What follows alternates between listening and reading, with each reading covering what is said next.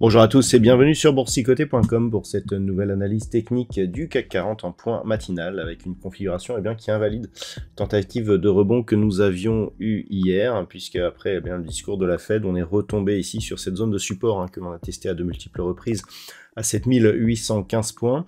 Donc on reste ici sur une baisse confirmée.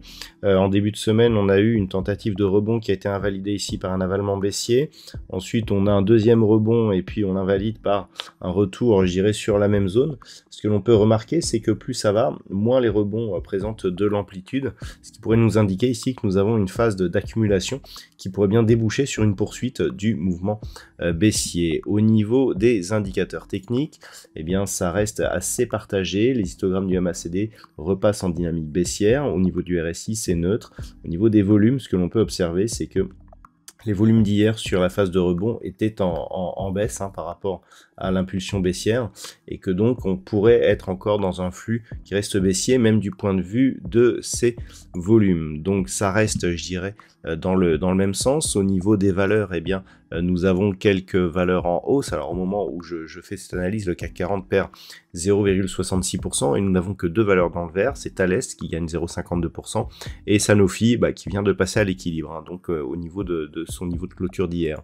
Au niveau des plus fortes baisses, c'est Stellantis qui est le plus dans le rouge aujourd'hui, moins 2,6%, Engie, moins 1,9%, derrière Saint-Gobain, Renault ou Air Liquide sont sur des hausses entre 1,5 et 1,8%. Donc on le voit, un marché plutôt pessimiste qui ne parvient pas à redécoller ici par rapport à cette zone des 7815 points. Donc tout cela lié à l'incertitude politique qui a été créée par les événements de ce week-end. En cas de rupture de cette zone, on serait dans le sens d'une validation de l'avalement baissier que nous avons eu donc mardi, et auquel cas nous aurions des objectifs ici que se situent à 7745 voire 7692 points.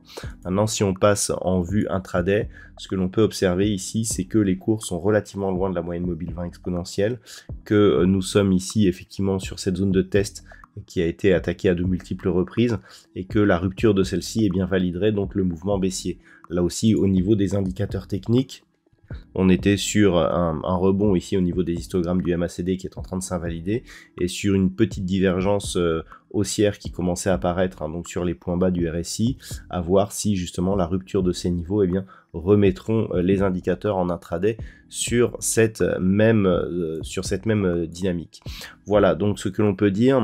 Aujourd'hui, d'un point de vue macroéconomique, nous aurons des chiffres majeurs, donc pas de chiffres majeurs au niveau de l'Europe bien sûr, mais plutôt du côté des États-Unis, puisqu'à 14h30 nous aurons les inscriptions hebdomadaires au chômage et les prix à la production. Au lendemain de la Fed, il devrait avoir un peu moins, je dirais, d'impact sur les cours que l'ont été les CPI hier. Voilà donc ce que l'on peut dire pour aujourd'hui. Je vous souhaite de passer une bonne séance. On se retrouve dès ce soir pour toutes les autres analyses techniques du site boursicoté.com.